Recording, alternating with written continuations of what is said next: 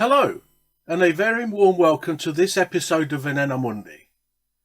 You might not be aware, but we're all surrounded by and exposed to lots of potentially poisonous substances each and every day. In the air we breathe, in the food we eat, in the things we touch, and in the many plants and animals we encounter as we go about our busy lives. Without knowing, the world is actually quite a dangerous place.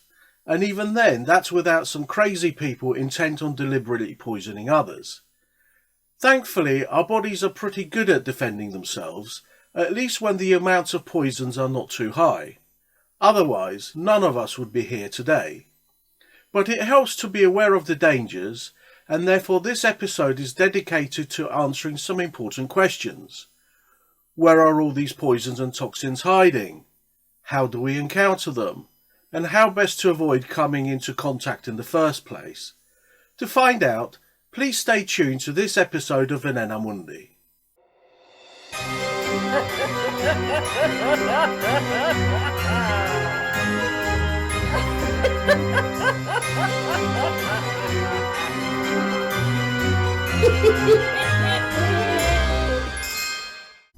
In order to be poisoned by something, we first have to come into contact with a harmful substance. In other words, we have to be exposed.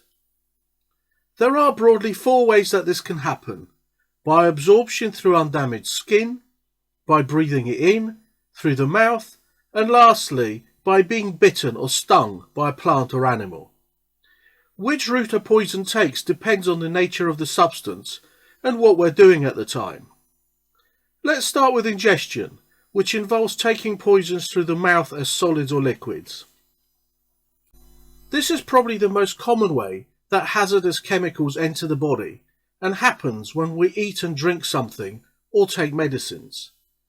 It can also accidentally happen when contaminated objects like hands, cigarettes or eating utensils come into contact with the mouth. When I was a chemistry student, one of my friends made himself quite ill by smoking cigarettes, holding them with unwashed hands after he'd been handling radioactive iodine. Over time he swallowed very small amounts, which ended up in his thyroid, and eventually had to be flushed out by giving him large doses of sodium iodide, resulting in severe headaches and water retention. Overall, not a pleasant experience.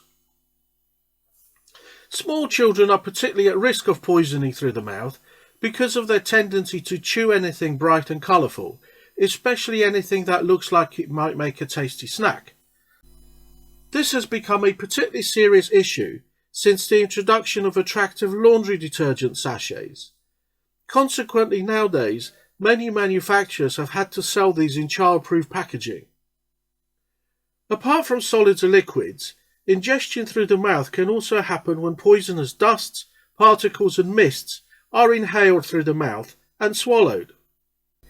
These substances then enter the digestive system, where they can cause irritation, or enter the bloodstream and thereby get to the rest of the body. Right, let's move on to inhalation. This type of exposure happens when airborne substances are inhaled directly into the lungs through the nose or mouth.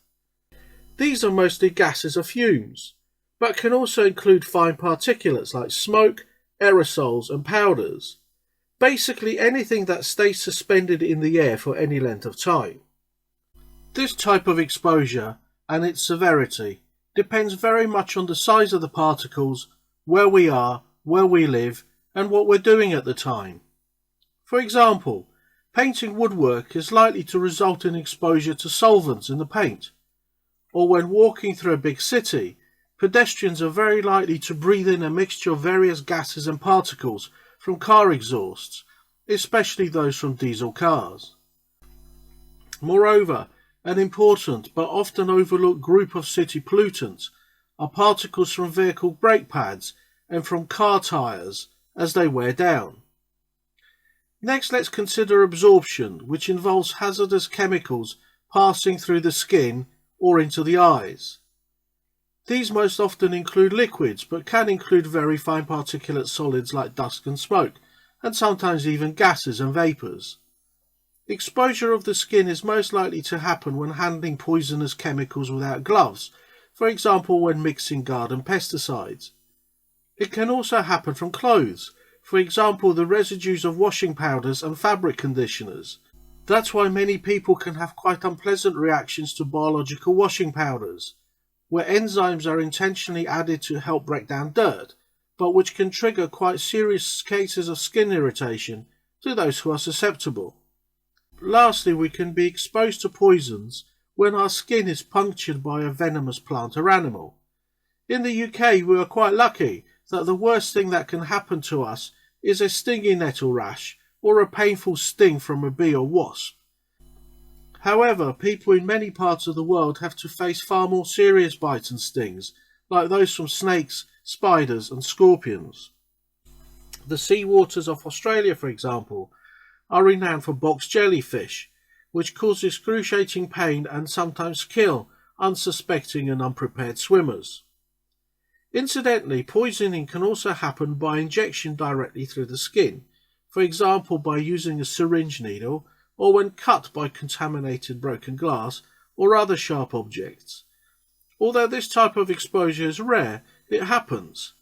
Probably the most famous example of deliberately poisoning someone in this way was the assassination of Georgy Markov in 1978, who was injected in the leg with a pellet containing ricin. We will look at this fascinating story in another episode. Meanwhile, let's think about ways of preventing exposure to poisonous substances. Bear in mind that most cases of poisoning are accidental, but if you are knowingly working with or handling poisonous substances, you should take appropriate precautions. For example, exposure from ingestion can be easily prevented by adopting good hygiene practices. This means not eating, drinking or smoking when handling harmful substances. You should also carefully and thoroughly wash your hands before eating or drinking after each handling session. Exposure by inhalation can be avoided by using respirators or face masks appropriate for the specific substance. Good ventilation will also help a lot by diluting the amount of substance in the surrounding air. If possible, use such substances outdoors so that the wind can quickly disperse any harmful airborne toxins. Turning to absorption through the skin and eyes, this can easily be prevented by using gowns, gloves and other personal protective equipment.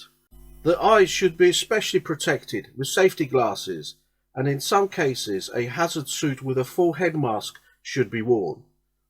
Exposure to stings and bites can be avoided by wearing suitable protective clothing, or best of all, not getting into situations where you can be injured in this way.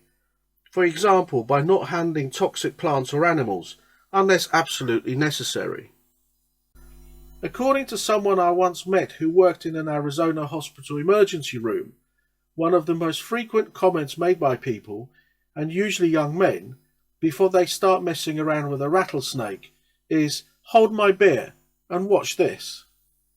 Finally, exposure to puncture wounds can easily be avoided by the careful handling, storage and disposal of syringe needles, broken glass or any other potentially sharp objects. Wearing tough gloves and other protective clothing can also significantly reduce the possibility of injection or a puncture wound from a sharp object. Right, that's all for this episode. Thank you for watching. If you like the content, please give it a thumbs up and use the comments below to say what you thought and what you'd like to see in future episodes. Next time we'll see that exposure by itself is not enough for a poison or toxin to work. For that to happen, the substance must get inside the body. In other words, it must be absorbed. In the meantime, please don't forget to subscribe so that I don't get lonely, and please click on the notification bell to make sure you don't miss the next episode. Bye for now. See you next time.